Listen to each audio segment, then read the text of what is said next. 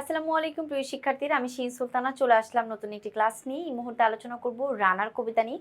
রানার কবিতাটি একটি সৃজনশীল প্রশ্ন আমরা আলোচনা করব, যেই সৃজনশীল প্রশ্নটি ঢাকা বোর্ড 2024 সালে আসছে। তো চলো আমরা সেই প্রশ্নটা সলভ করে ফেলি। আচ্ছা, ক এবং খতে কি আছে? রানার কবিতায় কোনটিকে ছোঁয়া যাবে না? কি বলেছি? রানার কবিতায় কোনটিকে ছোঁয়া যাবে না? রানার কবিতায় টাকাকে ছোঁয়া যায় না, টাকাকে ছোঁয়া যাবে না বা টাকাকে ছোঁয়া যায় না। 2, দস্যুর ভয় তারও চেয়ে ভয় কখন সূর্য ওঠে? ব্যাখ্যা করো। দস্যুর ভয় মানে ডাকাতদের ভয়। রানাররা দায়িত্ব নিয়ে সামনের দিকে এগিয়ে যায়। রানার রাতে পরিদর্শন করে, রাতে সে বের হয়, রাতে সে যায়, রাতে তার কাজ হচ্ছে মানুষের কাছে পৌঁছে দেওয়া, চিঠিপত্র আদান প্রদান। তো রাতে অনেক দুর্ঘটনা ঘটতে পারে, রাতে অনেক ভয় থাকতে পারে, রাতে ডাকাতরা থাকতে পারে। তো বলছে দস্যুর ভয় অর্থাৎ ডাকাতের ভয় তার চেয়ে ভয় কখন সূর্য উঠবে।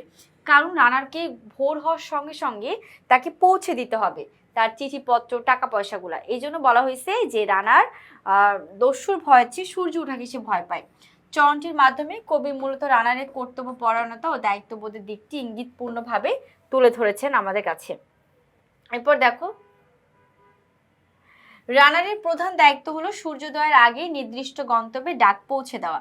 এই দায়িত্ব পালনে তাকে হতে হয় অত্যন্ত সময়নিষ্ঠ, নিষ্ঠাবান। তাই ভোর হওয়ার আগেই সে দ্রুত গন্তব্যে পৌঁছানোর জন্য ছুটে চলে। নির্ধারিত সময়ে ডাক পৌঁছাতে ব্যর্থ হলে তা দায়িত্ব অবহেলা হিসেবেই বিবেচিত হয়, যা তার জীবন ও জীবিকার উপর বিরূপ প্রভাব ফেলে।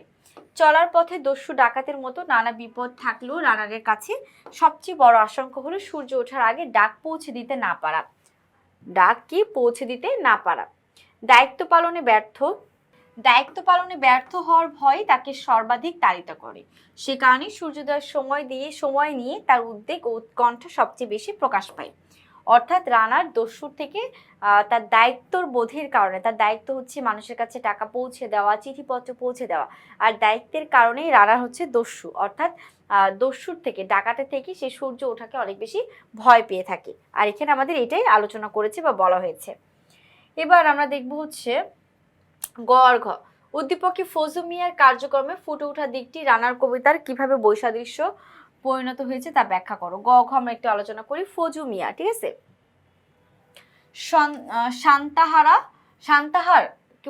সান্তাহার রেল স্টেশনে সিগন্যাল ম্যান ফজু মিয়ার একমাত্র সন্তান অসুস্থ। তাই নিয়ে গত রাতে খুব ব্যতিব্যস্ত ছিল। এদিকে রাত 3টায় বাংলা দ্রুত ট্রেনটি স্টেশনের দিকে ধেয়ে আসছিল। একই সময় বিপরীত থেকে আন্তনগর ট্রেন এসে পড়লে সিগন্যাল না দেওয়ায় ট্রেন দুইটি দুর্ঘটনায় কবলিত হয়ে যায়। অর্থাৎ দায়িত্বরত কাজ না করার ফলে তাদের আসলে এই জিনিসটা হয়েছে, সিগন্যালে পড়ে তাদের কাজটা বন্ধ হয়ে যায়। গ উদ্দীপকে ফজু মিয়ার কার্যক্রমে ফুটে ওঠা দিকটি রানার কবিতায় কিভাবে বৈসাদৃশ্যপূর্ণ, মানে অমিল কোথায় সেটা ব্যাখ্যা করো। এরপর ঘ রানারের সংসার ভাবনা যেন ফজু মিয়ার সংসারে ব্যবস্থাকেও হার মানিয়েছে। রানার কবিতার আলোকে মন্তব্যটি বিশ্লেষণ করো। তো চলো আমরা গ আর ঘ নাম্বারটা যদি একটু আলোচনা করি, তাহলে সেটা আমরা কিভাবে ব্যাখ্যা বিশ্লেষণ করতে পারি। আচ্ছা, উদ্দীপকের এই যে আমাদের গ নাম্বার প্রশ্ন, উদ্দীপকে ফজু মিয়ার আচরণে দায়িত্বহীনতার স্পষ্ট প্রকাশ ঘটেছে, যা রানার কবিতা রানারের দায়িত্বনিষ্ঠ চরিত্রের সম্পূর্ণ একেবারে বিপরীত। রানার কবিতায় রানার দায়িত্ববোধের এক উজ্জ্বল প্রতিমূর্তি। পারিবারিক অভাব অন্টন ও প্রিয়জনের বাধা কিংবা পথে দস্যুদের মানে ডাকাতদের আতঙ্ক কোনো কিছুই তাকে কর্তব্য পথ থেকে বিচ্যুতি করতে পারে না। গভীর রাতে নির্ভীক মানে হচ্ছে না ভয় পায় না এমন, সে নির্ভীক যোদ্ধার মতো কাঁধে খবরের ভার বহন করে সে ছুটে চলে নির্দিষ্ট গন্তব্যের দিকে। অর্থাৎ তার মতো করে মানে রানারের মতো করে সামনের দিকে এগিয়ে যায়। চারপাশে বিপদের আশঙ্কা থাকলেও তার কাছে সবচেয়ে বড় ভয় হলো সূর্যোদয়। কারণ সূর্য ওঠার আগেই শহরে পৌঁছানোই তার দায়িত্বে মূল শর্ত। অর্থাৎ সূর্য ওঠার আগেই রানারকে শহরে পৌঁছে যেতে হবে, এটাই তার মূল শর্ত।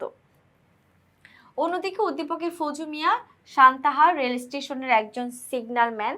একমাত্র সন্তান অসুস্থতায় সে ব্যক্তিগত সমস্যায় জড়িয়ে পড়ে এবং দায়িত্ব পালনে অবহেলা করে।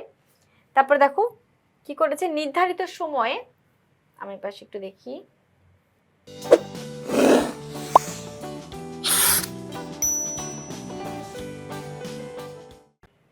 নির্ধারিত সময়ে সিগন্যাল না দেওয়ার ফলে এক ভয়াবহ রেল দুর্ঘটনা সংঘটিত হয়, যার পেছনে তার দায়িত্ব জ্ঞানহীনতাই মূল কারণ। অন্যদিকে দেখা যায় যেখানে রানার কবিতার রানার সব প্রতিকূলতা উপেক্ষা করে কর্তব্য পালনে অটল, সেখানে ফজু মিয়া ব্যক্তিগত কারণে দায়িত্ব অবহেলা করে গুরুতর বিপর্যয় ডেকে আনে। এই দিক থেকে উদ্দীপকের ফজু মিয়া ও রানার কবিতা রানার মধ্যে স্পষ্ট বৈসাদৃশ্য লক্ষ্য করা যায়, মানে অমিল লক্ষ্য করা যায়।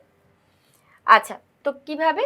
অর্থাৎ ফজু মিয়া দায়িত্ব না হয়ে কাজ করেছে, যেখানে একটা দুর্ঘটনা ঘটিয়ে ফেলেছে, কিন্তু অন্যদিকে আমরা রানারকে পুরোপুরিভাবে দায়িত্ব অবস্থায় পেয়েছি। এদিকে রানারের সঙ্গে ফজু মিয়ার এই দুইটা দিক থেকে আলাদা দিক নির্দেশনা আমরা দেখতে পাচ্ছি। এবার আমরা আলোচনা করব ঘ নাম্বার। তো ঘ নাম্বার প্রশ্নটি একটু দেখি। রানারের সংসার ভাবনা যেন ফজু মিয়ার সংসারের ব্যতিব্যস্ততাকেও হার মানিয়েছে। কি বলেছে? রানারের সংসার ভাবনা যেন ফজু মিয়ার সংসারের ব্যতিব্যস্ততাকেও হার মানিয়েছে। রানার কবিতার আলোকে মন্তব্যটি আমরা বিশ্লেষণ করব। চলো আমরা বিশ্লেষণ করে ফেলি। রানার পারিবারিক সমস্যা নিয়ে যতটা চিন্তিত হন না কেন, দায়িত্ব পালনে সে কখনো সামান্যতম শীতলতা দেখাতে রাজি নয়। এই দিকটি বিবেচনা উদ্দীপকের মন্তব্যটি পুরোপুরিভাবে যথার্থ। রানার কবিতায় দেখা যায় সামান্য বেতনী কর্মচারী হলেও রানার সবসময় তার দায়িত্ব পালনে নিয়োজিত। ঘরের অভাব, প্রিয়জনের অশান্তি বা ভয় কোনো কিছুই তাকে কর্তব্য থেকে বিচ্যুত করতে পারে না। ঘরে প্রিয়জনের রাত জাগাকে উপেক্ষা করেও সে তার কাজের প্রতি মনোযোগী থাকে। ব্যক্তিগত সংসারের চেয়ে সে সমাজের অর্থাৎ জগতের দায়িত্বকে বেশি প্রাধান্য দেয়, কারণ তার কাছে কাজের প্রতি নিষ্ঠা মানে সংসারের দায় পালন করা। এটা হচ্ছে রানারের মূল উদ্দেশ্য। উদ্দীপকের ফজু মিয়া, যিনি সান্তাহার রেল স্টেশনে সিগন্যালম্যান, কি হচ্ছে? সে হচ্ছে একজন সিগন্যালম্যান, বাট সিগন্যালম্যান হয়েও সে আসলে সেই সিগন্যালম্যান হয়েও সেই জায়গাটায় সে ভুল করে ফেলে। একমাত্র সন্তানের অসুস্থতার কারণে তার দায়িত্ব অবহেলিত হয়। ব্যক্তিগত ব্যস্ততার কারণে যথাসময়ে সিগন্যাল না দেওয়ায় ভয়াবহ ট্রেন দুর্ঘটনা সংঘটিত হয়। ফজু মিয়ার দায়িত্ব জ্ঞানহীনতা তার পারিবারিক দায়িত্বকে অতিরিক্ত গুরুত্ব দেওয়ার ফল হয়েছে এরকম। এরপর দেখো এখানে ফজু মিয়া এবং রানার কবিতায়, এখানে ফজু মিয়া ও রানার কবিতায় রানারের মধ্যে মূল পার্থক্য। উভয় দায়িত্বপ্রাপ্ত কর্মী হলেও ফজু মিয়া যেখানে পারিবারিক কারণে কর্তব্য অবহেলা করেছেন, সেখানে রানার তার ব্যক্তিগত সংসারের চেয়ে সমাজের দায়িত্বকে প্রাধান্য দিয়েছেন। 10 জনের কল্যাণে প্রাপ্ত দায়িত্ব পালন করতে তিনি কখনো ঢেলামি করেননি। তাই বলা যায় রানারের সংসারের প্রতি দায়িত্ববোধ এমন এক মাত্রায় পৌঁছেছে যা ফজু মিয়ার পারিবারিক ব্যস্ততাকেও হার মানিয়েছে। তো আমরা ঢাকা বোর্ড 2024 সালের প্রশ্নটাতে এটাই বুঝলাম, যিনি হচ্ছেন রানার, সে তার দায়িত্ব নিয়ে সামনে এগিয়ে যায়।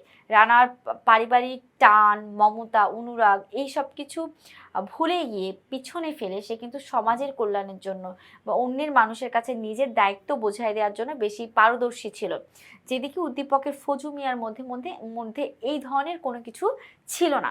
ফজু মিয়া দেখা গেছে যে সে বড় একটা দুর্ঘটনা ঘটিয়ে ফেলেছে, যার কারণে তার যে পারিবারিক দায়িত্বটা যে পালন করতে গেছে সেটাও এখানে মুখ্য বা মূল ভূমিকা হয়ে দাঁড়ায়নি। তো যাই হোক, খুব সহজ এবং সুন্দর একটি প্রশ্ন আমরা শেষ করলাম। তো তোমরা আমাদের ইজি সিরিজের এই বাংলা বইটি সংগ্রহ করতে চাইলে অবশ্যই www.tpl.com.bd এই ওয়েবসাইটে গিয়ে বইটা কিন্তু সংগ্রহ করে ফেলতে পারো। আজকে এই মুহূর্তে এই পর্যন্তই। আল্লাহ হাফিজ, আসসালামু আলাইকুম।